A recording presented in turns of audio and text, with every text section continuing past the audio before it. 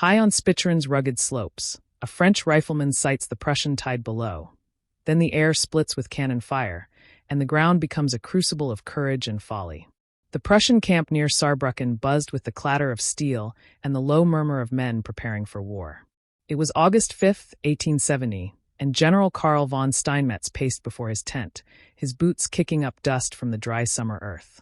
His grizzled face, framed by a silver beard, bore the scars of decades in the saddle, and his eyes burned with a hunger that bordered on recklessness. Wissembourg's fall 2 days prior had lit a fire in him, a chance to etch his name beside Moltke's in the annals of Prussian glory. The orders from above were clear. Hold position, let the French come. But Steinmetz saw opportunity where Moltke preached caution.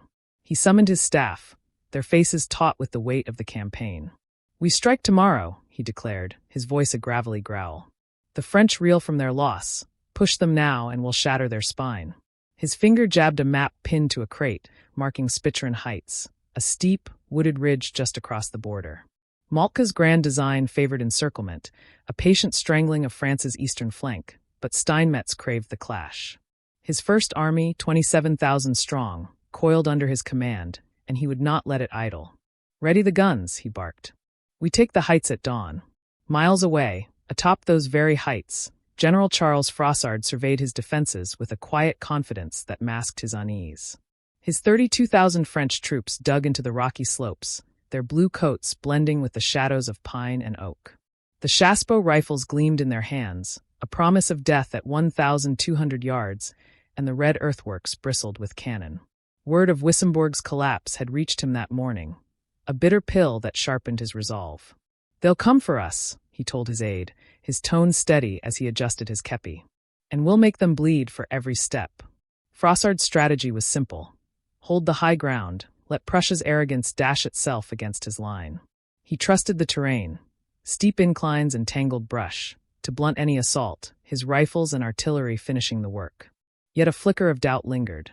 Reinforcements from Bazaine were days off, and Paris pressed for a victory to staunch the wound of defeat. He dismissed the thought, focusing on the ridge. This was his moment to prove France's mettle.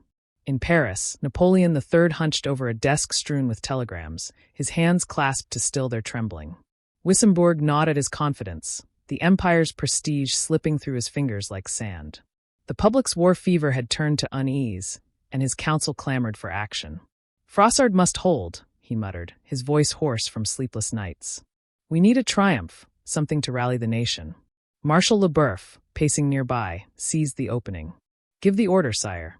"Push them back across the Rhine." Napoleon nodded, dispatching a command. "Engage the enemy. Drive them out." It was a desperate thrust, less strategy than prayer. The lines hardened, Steinmetz defying Moltke's restraint, Frossard anchoring France's hope, Napoleon grasping at fading glory. Night fell, the air thick with the promise of blood. Tomorrow, Spicheren would burn. The first light of August 6, 1870, crept over Spicheren Heights, painting the ridge in hues of gold and shadow. A French rifleman, perched behind a makeshift barricade of logs and earth, steadied his Chassepot, his breath shallow as he sighted the valley below.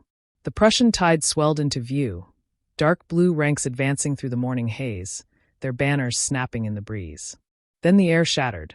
Prussian Krupp guns, positioned on the lower slopes, unleashed a salvo that tore through the trees, splintering bark and hurling dirt skyward.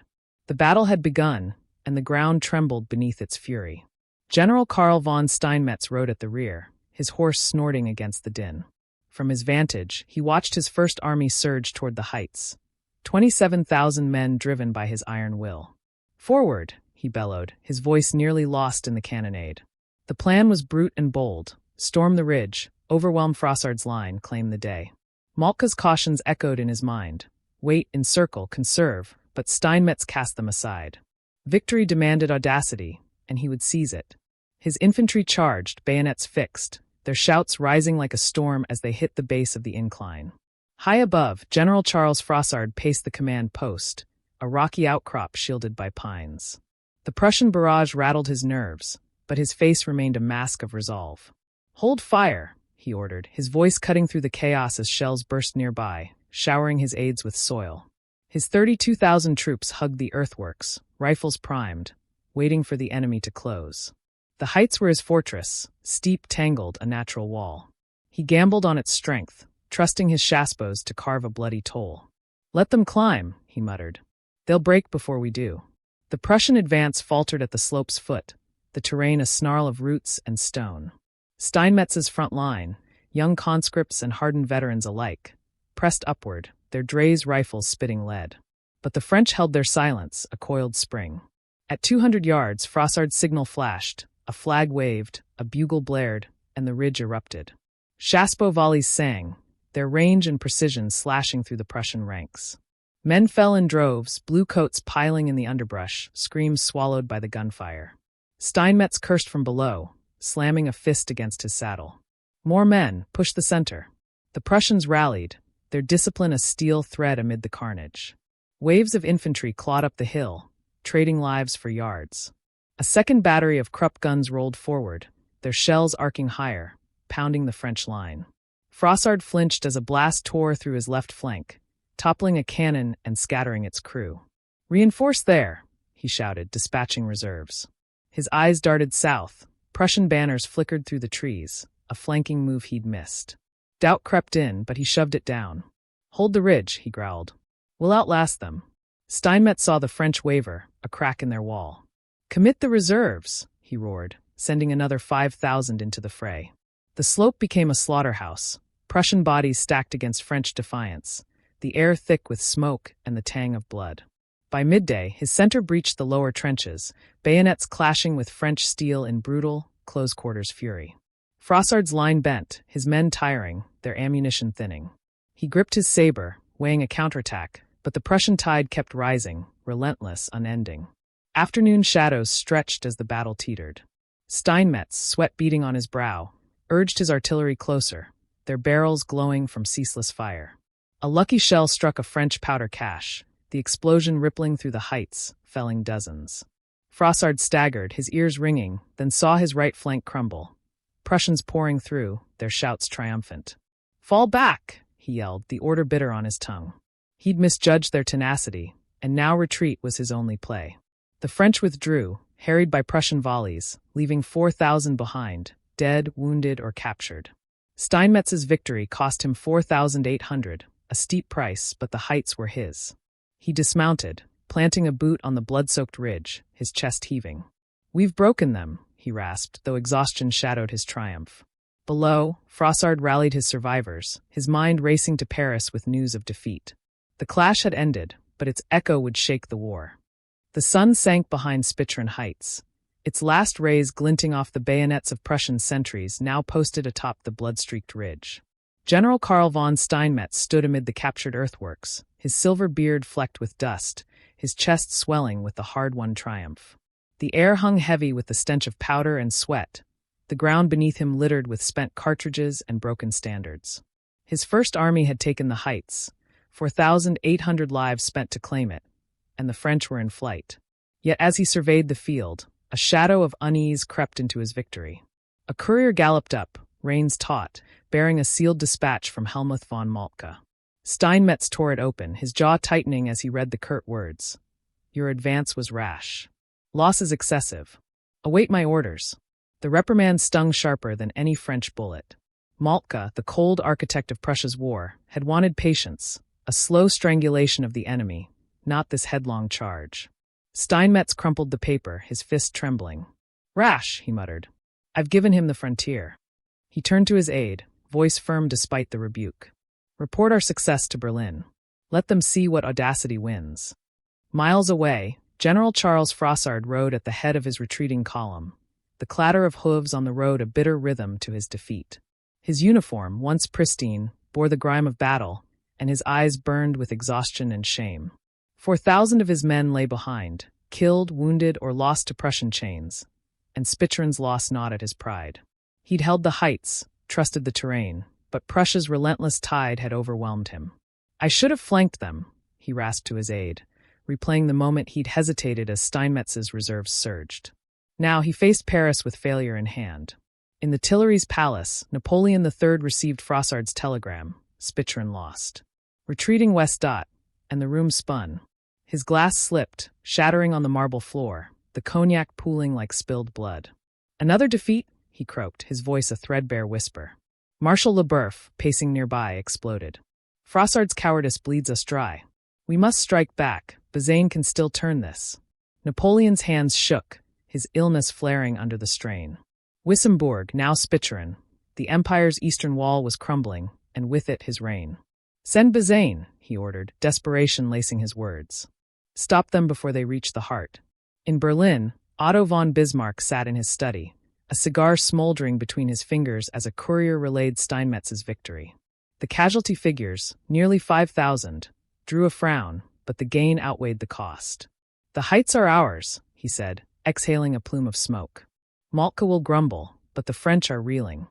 He rose, crossing to a map pinned with black markers creeping into Alsace.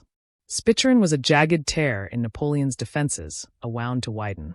Summon Wilhelm, he told his aide. Tell him we press the advantage. Paris is the prize. Moltke, in his field headquarters, pored over the same map, his spectacles glinting in the lantern light. Steinmetz's defiance chafed. He'd risked the broader plan for a single ridge, but the result was undeniable. The French were off balance, their counterstroke inevitable. They'll come for us, he mused, adjusting a marker westward. And we'll be waiting. He drafted orders. Reinforce Steinmetz, shift artillery south, prepare the trap. Victory at Spicheren was a stepping stone, not the crown. Frossard's column halted under a darkening sky, his men slumping in exhaustion. He scribbled a report for Napoleon, each word a weight. Prussians too strong. Need reinforcements. In Paris, the emperor stared at the shattered glass, his empire fracturing with it. In Berlin, Bismarck's cigar flared, his vision sharpening. The reckoning had come, and the war's pulse quickened. Night draped Spicheren Heights in a shroud of silence, broken only by the crackle of campfires and the groans of the wounded. A Prussian lieutenant, his uniform stained with the day's grit, stood atop the ridge, gazing over the fields where the battle had raged. The air carried the sharp tang of blood and earth, the ground beneath him a patchwork of fallen. Blue coats mingled with French red, their stillness a stark testament to the cost. He kicked a spent cartridge, its clink echoing in the quiet. For 1,800 of his comrades lost, and nearly as many French, yet the heights were theirs. Victory tasted bitter, heavy with the price. He turned, catching sight of General Steinmetz in the distance, silhouetted against a fire, barking orders to secure the line. The old man's triumph was palpable, but the lieutenant wondered. Had they spent too much for this scrap of hill? Moltke's reprimand had reached the camp, a whisper among the ranks. Steinmetz had defied the plan, and the butcher's bill stung. Still, the French were gone, their retreat a jagged wound in their frontier. The lieutenant's chest tightened. This was no end, only a step deeper into the abyss. In Paris, the city stirred uneasily under a moonless sky. Word of Spicheren seeped through the streets, first as rumor, then as dread. Carriages rattled past shuttered shops, their drivers muttering of Prussian devils crossing the Rhine. In the Tuileries, Napoleon III's order to Bazaine burned in the telegraph lines, a desperate bid to stem the tide. The empire held its breath, its pulse quickening with fear. In Berlin, Otto von Bismarck slept soundly, the map in his study marked with a new black pin at Spicheren. The victory fed his vision, a Germany rising, France faltering. He dreamed of Paris humbled, of Wilhelm crowned in triumph. The cost in lives was a footnote. The shadow of his ambitions stretched far beyond the ridge. The lieutenant knelt, lifting a French tricolor from the dirt, its colors dulled by mud and blood. He let it fall, his gaze drifting west where the enemy had fled. The war machine churned on, Steinmetz's gamble, Moltke's cold design, Bismarck's iron will, all converging on a horizon dark with promise and peril. Somewhere beyond the night, a greater reckoning waited.